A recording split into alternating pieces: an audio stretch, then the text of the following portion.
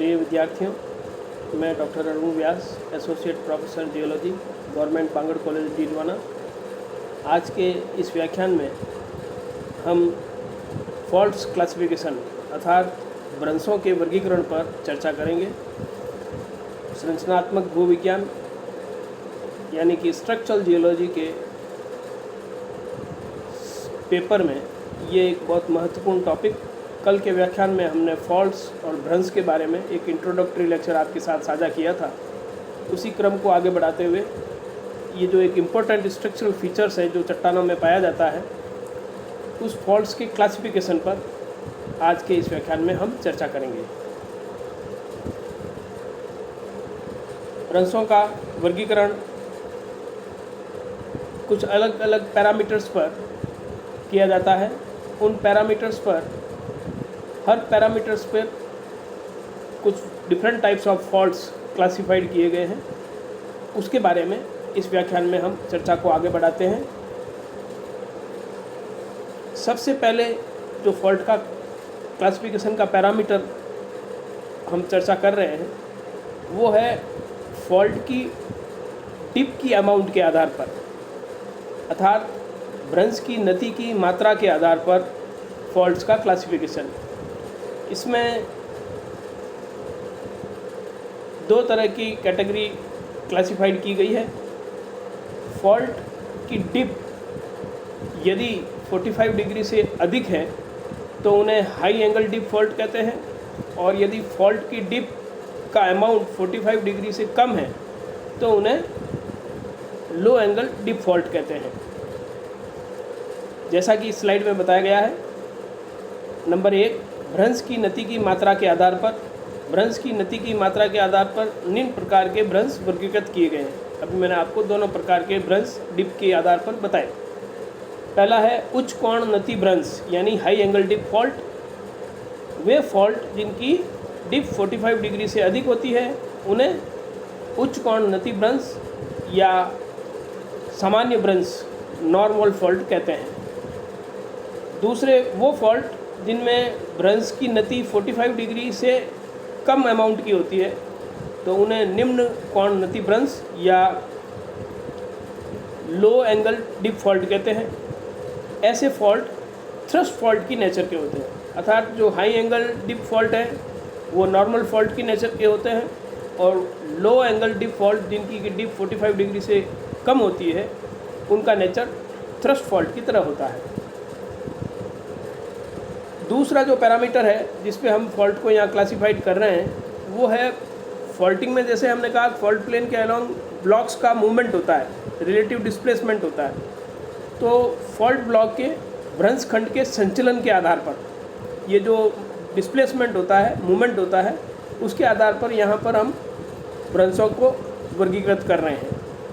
भ्रंश खंड के संचलन के आधार पर अर्थात भ्रंशों के ऊपरी भित्ति या आधार भित्ति के ऊपर अथवा नीचे विस्थापन होने के आधार पर निम्न प्रकार से भ्रंश वर्गीकृत किए जाते हैं। दूसरे शब्दों में, जैसा कि कल हमने आपको इंट्रोडक्टरी फॉल्ट के व्याख्यान में बताया कि फॉल्ट प्लेन के अलोंग जो ब्लॉक मूवमेंट होता है तो फॉल्ट प्लेन के अलोंग एक हैंगिंग वॉल होती है, एक फुट वॉल होती है, अर्थात एक ऊपरी भित्ति और एक आधार भित्ति। अब इस फॉल्ट प्लेन के अलोंग हैंगिंग वॉल और फुट वॉल का किस तरह से डिस्प्लेसमेंट होता है उसके आधार पर यहाँ ये क्लासिफिकेशन दिया गया है। इस पैरामीटर्स पर जो पहली कैटेगरी है उसे हम नॉर्मल फॉल्ट या सामान्य भ्रंश कहते हैं। इस टाइप के फॉल्ट में जो ऊपरी भित्ति है अर्थात हैंगिंग वॉल वो आधार भित्ति अर्थात फुट वॉल की तुलना में नीचे विस्थापित हो जाती है। दूसरे शब्दों में, स्पष्ट और सरल शब्दों में अगर हम कहें तो वो फॉल्ट जिनमें हैंगिंग वॉल फुट वॉल की सापेक्ष नीचे की ओर डिस्प्लेस्ड हो जाती है और जिससे फॉल्ट के अवपात पार्श्व डाउन थ्रो साइड जो है में सस्तर नीचे चले जाते हैं। ऐसे फॉल्ट्स को सामान्य भ्रंश या नॉर्मल फॉल्ट कहते हैं, और ऐसे भ्रंशों का उन्मन अर्थात हेड ऑफ फॉल्ट तथा डाउन थ्रो साइड एक ही ओर रहते हैं। तो ये नॉर्मल फॉल्ट वो फॉल्ट होते हैं जिसमें हैंगिंग वॉल फुट वॉल के सापेक्ष नीचे की ओर विस्थापित हो जाती है और इसमें हेड ऑफ द फॉल्ट और डाउन थ्रो साइड एक ही और होते हैं। इन्हें ग्रेविटी फॉल्ट भी कहा जाता है। इसमें आप नीचे ये जो डायग्रामेटिक रिप्रेजेंटेशन है उसमें आप आसानी से इसको समझ सकते हैं। Normal fault are those faults in which hanging wall move down in respect to the foot wall and the head of the fault and down throw side both are in same directions. These type of faults are called normal fault और gravity fault। इसी में जो दूसरी category है जिसे हम shape भ्रंश या उत्क्रमित भ्रंश, थ्रस्ट फॉल्ट या रिवर्स फॉल्ट कहते हैं, इसमें नॉर्मल फॉल्ट का रिवर्स होता है। पहले वाले फॉल्ट नॉर्मल फॉल्ट में हमने कहा hanging wall move down in respect to the foot wall. यहाँ आप देखिए भ्रंश जिसमें ऊपरी भित्ति आधार भित्ति की अपेक्षा ऊपर की ओर चली जाती है, उसका बिल्कुल रिवर्स है। Here hanging wall moves up in respect to the foot wall, जिससे कि भ्रंश का अवपात पार्श्व तथा उन्मन एक दूसरे के विरुद्ध दिशा में हो जाता है। नॉर्मल फॉल्ट में हमने देखा hanging wall move down in respect to the foot wall and head of the fault and down throw side both are in the same direction. Here it is different altogether. यहाँ पर hanging wall moves up in respect to the foot wall and head of the fault and down throw side both are in opposite directions. ऐसे faults को thrust fault कहते हैं। Shape भ्रंश या उत्क्रमित भ्रंश इन्हें कहते हैं। यदि शेप भ्रंश की नति की मात्रा अर्थात थ्रस्ट फॉल्ट की डिप की मात्रा 45 डिग्री से अधिक है तो इन्हें उत्क्रमित भ्रंश, 45 डिग्री से डिप कम है तो उन्हें शेप भ्रंश, तथा डिप अगर 10 डिग्री से कम है तो उन्हें अधिशेप भ्रंश, ओवर थ्रस्ट फॉल्ट कहते हैं। तो ये तीनों category thrust fault, reverse fault और ओवर थ्रस्ट फॉल्ट, ये नॉर्मल फॉल्ट से एकदम ऑपोजिट है। इसमें hanging wall moves up in respect to the foot wall and head of the fault and down throw side both are in opposite directions. यहाँ नीचे diagram में आप देखिए, यहाँ पर ये शेप भ्रंश को समझाया गया है और यहाँ पर ये उत्क्रमित भ्रंश को समझाने का डायग्रामेटिक रिप्रेजेंटेशन किया गया है। ये इस पैरामीटर के आधार पर आपको बताया। इसमें इस स्लाइड में आप देखिए, ये इस साइड में नॉर्मल फॉल्टिंग बताया गया है और इधर इस साइड में इस ब्लॉक में रिवर्स फॉल्टिंग। रिवर्स फॉल्टिंग में देखिए आप कि ये फॉल्ट प्लेन के along hanging wall moves up और फुट वॉल नीचे की तरफ हो गई। जबकि नॉर्मल फॉल्ट में आप देखिए hanging wall moves down with respect to the foot wall. ये दोनों कैटेगरी इस एक डायग्राम के द्वारा समझाई गई है। तीसरी कैटेगरी इसी में, जिसे हम अनुप्रस्थ भ्रंश या ट्रांसवर्स फॉल्ट कहते हैं। वे भ्रंश जो क्षेत्रीय संरचनाओं के अनुप्रस्थ निर्मित होते हैं उन्हें अनुप्रस्थ भ्रंश कहलाते हैं। यानी ये फॉल्ट्स जो हैं रीजनल स्ट्रक्चर्स के अनुप्रस्थ निर्मित होते हैं, ट्रांसवर्स, इसलिए इन्हें अनुप्रस्थ भ्रंश या ट्रांसवर्स फॉल्ट कहते हैं। चौथी कैटेगरी अनुदैर्घ्य या लॉन्गिट्यूडिनल फॉल्ट। वे भ्रंश जो क्षेत्रीय संरचनाओं के समानांतर होते हैं अनुदैर्घ्य भ्रंश कहलाते हैं, अर्थात those faults which are parallel to the regional structures. ऐसे स्ट्रक्चर्स को, ऐसे फॉल्ट्स को हम लॉन्गिट्यूडिनल फॉल्ट कहते हैं। अगली जो कैटेगरी है उसे हम वर्टिकल फॉल्ट या ऊर्ध्वाधर भ्रंश कहते हैं। सॉरी, जब बेड्स का विस्थापन फॉल्ट प्लेन पर ऊर्ध्वाधर रूप में होता है यानी वर्टिकल डायरेक्शन में, तब निर्मित भ्रंश को या फॉल्ट को वर्टिकल फॉल्ट कहा जाता है। इन भ्रंशों में फुट वॉल ऊपर या नीचे विस्थापित हो सकती है। अब चूंकि इसमें वर्टिकल प्लेन होता है तो it is very difficult to recognise that which one is the foot wall and which one is the hanging wall. ऐसे फॉल्ट में जब विस्थापन ऊर्ध्वाधर होता है भ्रंश तल के आधार अलोंग, उन्हें हम वर्टिकल फॉल्ट कहते हैं। तीसरा जो पैरामीटर है जिसके आधार पर हम फॉल्ट्स को यहाँ क्लासीफाइड कर रहे हैं वो है नेचर ऑफ द फॉल्ट। ब्रंशों की प्रकृति के आधार पर, ब्रंशों की प्रकृति के आधार पर वर्गीकरण में ब्रंश का संबंध इनके शस्त्रों की डिप और स्ट्राइक से किया जाता है। तदनुसार निम्न 3 प्रकार के ब्रंश वर्गीकृत किए जाते हैं। अर्थात यहाँ पर जो क्लासिफिकेशन है उसमें ब्रंश का संबंध इनके शस्त्रों की, अर्थात जिसमें फॉल्ट डेवलप हुआ है उन बैट्स की डिप और स्ट्राइक के साथ इनका क्या रिलेशन है। ये फॉल्ट, ये स्ट्रक्चर जिस रॉक्स में डेवलप हुआ है उस रॉक्स के बेड के डिप और स्ट्राइक के साथ इनका क्या संबंध रहता है, उसके आधार पर यहाँ 3 प्रकार के फॉल्ट बताए गए हैं। पहला है नति ब्रंश या डिप फॉल्ट। वे ब्रंश जो कि शस्त्रों की नति के समानांतर निर्मित होते हैं नति ब्रंश कहलाते हैं। इन ब्रंशों में विस्थापन नति की दिशा में, अर्थात नति की दिशा के समानांतर होता है। दूसरे शब्दों में वो फॉल्ट जो कि जिसमें ये डेवलप हुआ है बैट्स में, उन बैट्स की डिप के पैरेलल अगर फॉल्टिंग हो गया और जो डिस्प्लेसमेंट है वो भी उसकी बैट की डिप की डायरेक्शन में उसके पैरेलल है, तो ऐसे फॉल्ट को हम डिप फॉल्ट कहते हैं। Whereas in other case यदि ब्रंश की प्रक्रिया जो है ब्रंशन की वो शस्त्रों के नतिलम अर्थात उसके स्ट्राइक के समानांतर होता है तो उसे हम स्ट्राइक फॉल्ट कहते हैं। नतिलम ब्रंश या स्ट्राइक फॉल्ट वे ब्रंश जो कि शस्त्रों की नतिलम यानी उसके स्ट्राइक के समानांतर निर्मित होते हैं और इनमें विस्थापन या डिस्प्लेसमेंट स्ट्राइक की दिशा के समानांतर होता है, तो ऐसे फॉल्ट को हम नतिलम ब्रंश या स्ट्राइक फॉल्ट कहते हैं। इस डायग्राम में आप नीचे देखिए स्ट्राइक फॉल्ट को बताया गया है, जबकि पहले वाले में हमने देखा कि ये डिप डायरेक्शन में था तो इसे हमने डिप फॉल्ट या नति ब्रंश कहा। इसमें फॉल्टिंग जो है स्ट्राइक के अलॉन्ग है, इसलिए इसे स्ट्राइक फॉल्ट या नतिलम ब्रंश कहते हैं। तीसरी जो कैटेगरी होती है उसमें जो फॉल्ट्स हैं वो ना तो डिप की दिशा में होते हैं ना स्ट्राइक की दिशा में होते हैं, वो एक तीसरी अन्य दिशा में ही डेवलप होते हैं। तो वे ब्रंश जो कि शस्त्रों के स्ट्राइक और डिप दोनों के समानांतर नहीं होते हैं वो तिर्यक ब्रंश या ऑब्लिक फॉल्ट कहलाते हैं। यहाँ इस स्लाइड में नीचे जो डायग्रामेटिक रिप्रेजेंटेशन है उसमें बताया गया है कि इसमें जो फॉल्टिंग है that is not parallel to the dip nor parallel to the strike. ये जब इस प्रकार का फॉल्ट होता है तो उसे हम ऑब्लिक फॉल्ट या तिर्यक ब्रंश कहते हैं।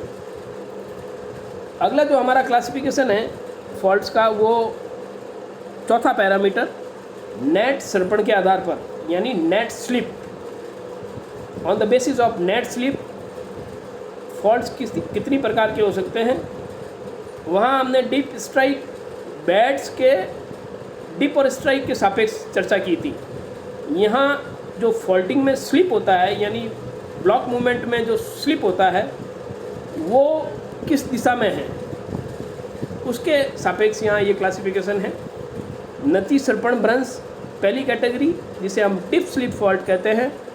ब्रंश की नति की दिशा में ही नेट सर्पण की दिशा होने पर, यहाँ जो हम डिप काम में ले रहे हैं वो फॉल्ट की डिप की बात कर रहे हैं, बेडिंग की डिप की बात नहीं कर रहे हैं। ब्रंश की नति की चर्चा यहाँ कर रहे हैं।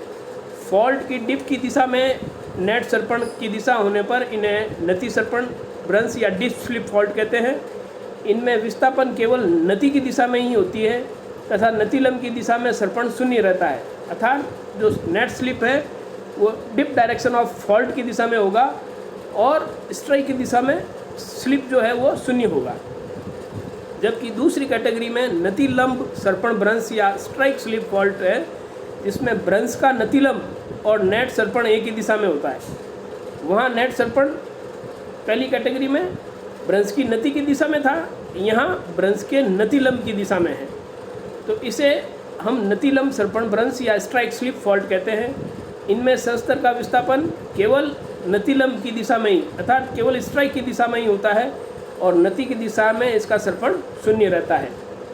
तीसरी कैटेगरी जिसे हम ऑब्लिक स्लिप फॉल्ट या तिर्यक सर्पण ब्रंश कहते हैं, इसमें भ्रंश का नेट सर्पण जब भ्रंश की नति या नतिलंब की दिशा में नहीं होता है तब इसे नेट सर्पण भ्रंश कहते हैं, ऑब्लिक स्लिप फॉल्ट कहते हैं। इन भ्रंशों में नेट सर्पण नतिलंब और नति दोनों ही दिशा के संदर्भ में किया जाता है।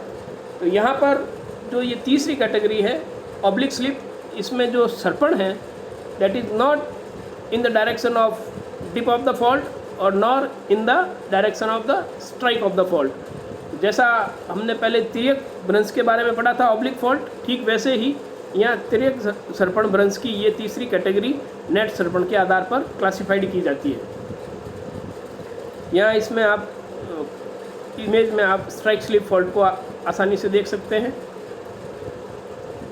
यहाँ ये डायग्रामेटिक रिप्रेजेंटेशन, इसमें स्ट्राइक स्लिप फॉल्ट बताया गया है, किस तरह से शियर फोर्सेस लग रहे हैं और उसमें अगर राइट हैंड की तरफ मूवमेंट हुआ है तो उसको डेक्स्ट्रल, और अगर लेफ्ट हैंडेड ब्लॉक मूवमेंट हुआ है तो उसे हम सिनिस्ट्रल। तो स्ट्राइक स्लिप फॉल्ट में फर्दर उसको दो भागों में डेक्स्ट्रल और सिनिस्ट्रल किस तरह से हम उनको समझ सकते हैं इस डायग्राम में समझाया गया है। पांचवा पैरामीटर जिसके आधार पर फॉल्ट्स को क्लासिफाइड किया गया है वो उनका ओरिएंटेशन, उनका विन्यास। भ्रंशों का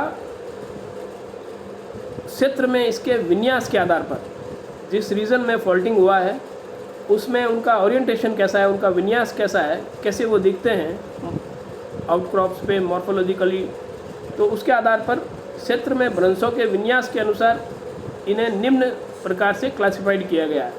पहली कैटेगरी है अरीय भ्रंश या रेडियल फॉल्ट। वे भ्रंश जो कि एक बिंदु से विकिरणित होते हैं अर्थात अरीय ढंग से व्यवस्थित रहते हैं उन्हें अरीय भ्रंश कहलाते हैं या कहते हैं। इसमें उस पर्टिकुलर रीजन में नंबर ऑफ फॉल्ट्स पाए जाते हैं और उन नंबर ऑफ फॉल्ट्स का जो ग्रुपिंग है वो ऐसा लगता है जैसे कि एक पर्टिकुलर एक किसी कॉमन एक पॉइंट से चारों दिशाओं में फॉल्टिंग डेवलप हुआ है। तो ऐसे वे भ्रंश जो कि एक बिंदु से विकिरणित होते हैं अर्थात अरीय ढंग से व्यवस्थित रहते हैं अरीय भ्रंश कहलाते हैं। नीचे आप देख सकते हैं इसमें डायग्राम में किस तरह से इनका ओरिएंटेशन नज़र आ रहा है। दूसरी कैटेगरी समांतर भ्रंश या पैरेलल फॉल्ट। यहाँ पे भी उस एक पर्टिकुलर रीजन में जब नंबर ऑफ फॉल्ट्स डेवलप हो जाते हैं और वो भ्रंश जब आपस में समानांतर होते हैं तथा इनके नतिलंब और नति में भी परिवर्तन नहीं होता है, एक ही पर्टिकुलर डायरेक्शन में पैरेललिज्म लिए हुए उनकी डिप और स्ट्राइक भी एक समान हो, तो ऐसे फॉल्ट्स का समूह पैरेलल फॉल्ट या समांतर भ्रंश कहलाता है। तीसरी इसमें कैटेगरी है एनेचुलॉन फॉल्ट या सोपानी भ्रंश। समानांतर भ्रंशों में जब एक भ्रंश के समाप्त होने के पहले कुछ ही दूरी पर दूसरा भ्रंश प्रारंभ हो जाता है तथा इसी तरह तीसरा भ्रंश भी प्रारंभ हो जाए और भ्रंश एक दूसरे को ओवरलैप करे, अतिव्यापित करे, तो ऐसे भ्रंश को सोपानी भ्रंश या एनेचुलॉन फॉल्ट कहते हैं। दूसरे शब्दों में जो पैरेलल फॉल्ट्स थे उसके उस ग्रुप में ही नंबर ऑफ फॉल्ट्स इस तरह से डेवलप होते हैं कि पहला फॉल्ट नहीं ख़त्म हुआ उससे पहले दूसरा शुरू हो गया, दूसरे से पहले ही तीसरा शुरू हो गया, और इस तरह का जब एक सेटअप नज़र आता है तो उसे हम सोपानी भ्रंश या एनेचुलॉन फॉल्ट कहते हैं। चौथी कैटेगरी इसमें है परिधीय भ्रंश या पेरिफेरल फॉल्ट। वे भ्रंश जो कि वक्राकार या चापाकार होते हैं तथा वर्ताकार परिधि में स्थित होते हैं परिधीय भ्रंश कहलाते हैं। यहाँ पे भी मैं आपको फिर बताऊँ नंबर ऑफ फॉल्ट्स डेवलप हो जाते हैं और उनका ओरिएंटेशन, उनका विन्यास एक परिधि के आकार में दृष्टिगत होता है, तो ऐसे फॉल्ट को हम परिधीय भ्रंश या पेरिफेरल फॉल्ट कहते हैं। नीचे इन दोनों डायग्राम में एनेचुलॉन फॉल्ट और पेरिफेरल फॉल्ट को समझाया गया है। अगली कैटेगरी है होस्ट। होस्ट जब दो सामान्य भ्रंशों का उन्मन यानी दो नॉर्मल फॉल्ट्स, उनका हेड एक दूसरे के विरुद्ध दिशा में रहता है तथा उनका अवपात पार्श्व डाउन थ्रो साइड विरुद्ध दिशा में हो, तो उनके बीच का भूखंड अपने स्थान पर ऊंचाई में स्थिर हो तो होस्ट निर्माण होता है। अर्थात दो नॉर्मल फॉल्ट है और उन दो नॉर्मल फॉल्ट का हेड एक दूसरे के विरुद्ध दिशा में है और उनका डाउन थ्रो साइड भी एक दूसरे से विरुद्ध दिशा में है, तो बीच का जो पार्ट है वो एलिवेटेड ऊपर की तरफ नज़र आता है। ऐसे ग्रुप में जब दूसरे शब्दों में जब दो सामान्य भ्रंश जब अपसारी दिशाओं में डाइवर्जेंट दिशाओं में होते हैं तथा दोनों पार्श्वों में स्थित भ्रंशित खंडों का अधोमुखी विस्थापन होता है, तब मध्य स्थित भाग उत्थित खंड के रूप में दिखाई पड़ता है, कटक भ्रंश कहलाता है, ऊपर उठा हुआ रिज फॉल्ट। इस प्रकार के उत्कंठ भ्रंश को जर्मन भाषा में हॉस्ट कहते हैं। तो यहाँ नीचे आप डायग्राम में देख सकते हैं कि ये बीच वाला जो पोर्शन है ये एलिवेटेड अपलिफ्टेड है और साइड वाले ऐसे लग रहे हैं। यहाँ देखिए आप, इसको अगर इस तरफ से इतना देखेंगे आप इस साइड में, तो ये फॉल्ट एक फॉल्ट हो गया। अगर इसको आप यूँ देखेंगे तो ये एक फॉल्ट इधर हो गया। कॉमन जब देखेंगे तो ऐसा लगेगा कि ये बीच वाला पार्ट जो है वो अपलिफ्टेड है। तो इस प्रकार के दो नॉर्मल फॉल्ट्स की सेटिंग जिसमें हेड और उनका डाउन थ्रो साइड दोनों अपोजिट डायरेक्शन में हो और मध्य भाग ऊपर उठा हुआ हो तो उसे हम होस्ट कहते हैं। ठीक इसके विपरीत दूसरा जो स्ट्रक्चर है उसे इसका उल्टा, इसका विपरीत अवस्था में होने पर उसे ग्राबेन बोलते हैं। इसमें आप देखिए, जब दो सामान्य भ्रंशों का उन्मन एक दूसरे की ओर हो और इनका अवपात पार्श्व भी एक ही दिशा में हो, उसमें हमने देखा कि हेड ऑफ द फॉल्ट भी डिफरेंट डायरेक्शन में था और डाउन थ्रो साइड भी अपोजिट डायरेक्शन में था। यहाँ पर उसका उल्टा है। नॉर्मल फॉल्ट में हेड ऑफ द फॉल्ट अर्थात उन्मन एक दूसरे की ओर और उनका डाउन थ्रो अवपात पार्श्व भी एक ही दिशा में हो तथा दोनों भ्रंशों के बीच का भूखंड नीचे की ओर विस्थापित हो जाए। उसमें एलिवेटेड था, इसमें नीचे की ओर चला गया है। तो ऐसे भ्रंश को द्रोणिका भ्रंश यानी ट्रफ, द्रोणिका भ्रंश या ट्रफ फॉल्ट बोलते हैं। दूसरे शब्दों में दो सामान्य भ्रंश कन्वर्जेंट दिशाओं में अभिसारी दिशाओं में होने से तथा उनके मध्य स्थित भ्रंशित खंड के अधोमुखी विस्थापन के फलस्वरूप द्रोणिका निर्मित होती है, द्रोणिका भ्रंश कहलाते हैं, जिन्हें जर्मन भाषा में ग्राबेन बोलते हैं। तो यहाँ पर भी आप देखिए, इसमें अगर एक तरफ से अपन इसको एक फॉल्ट माने तो ये इधर वाला एक फॉल्ट है नॉर्मल फॉल्ट, और अगर हम यहाँ क्रॉस मारते हैं तो ये इधर देखेंगे तो ये फिर एक नॉर्मल फॉल्ट है। लेकिन जब ये पूरा कंपोजिट अपन इसको यूँ देख रहे हैं तो इसमें आप देखिए कि ये जो है डाउन थ्रो साइड में नीचे चला गया है। इसमें दोनों नॉर्मल फॉल्ट के जो हेड ऑफ द फॉल्ट है वो एक की ओर है और उनका डाउन थ्रो साइड भी एक ही दिशा में है और बीच वाला भाग जो है वो अधोमुखी यानी डाउन नीचे चला गया है। तो ऐसी जब द्रोणी से संरचना बनती है तो इस प्रकार के स्ट्रक्चर्स को ग्राबेन बोलते हैं। ये इस अगले डायग्राम में आप देखिए, ग्राबेन, होस्ट, वापस ग्राबेन। आप देखिए ये ग्राबेन यहाँ बना, ये ग्राबेन बना और ये होस्ट बना। ये सब नॉर्मल फॉल्ट्स के एग्जाम्पल्स हैं। इसमें अगर आप इसको अलग अलग सेक्शन में बांटेंगे तो इस प्रकार से ये नज़र आता है। यहाँ इस डायग्राम में फिर से होस्ट और ग्राबेन कैसे बनते हैं उनकी प्रक्रिया को समझाने का प्रयास किया गया है। नेक्स्ट जो कैटेगरी है वो है स्टेप फॉल्टिंग यानी सीढ़ी नुमा भ्रंश। जब किसी एरिया में नंबर ऑफ फॉल्ट्स डेवलप हो जाएं और वो एक से अधिक सामान्य भ्रंश नॉर्मल फॉल्ट्स जब एक दूसरे के समानांतर हो और इन सभी भ्रंशों का अवपात पार्श्व यानी डाउन थ्रो साइड एक ही ओर हो, तो ऐसे भ्रंशन सीढ़ी नुमा भ्रंशन या स्टेप फॉल्ट कहलाते हैं। इसमें संस्तर नीचे चले जाने के कारण सीढ़ी नुमा आकृति निर्मित होती है। इसमें आप देखिए ये स्टेप अलग अलग ऐसे लग रहा है जैसे सीढ़ी उतरते हुए हैं।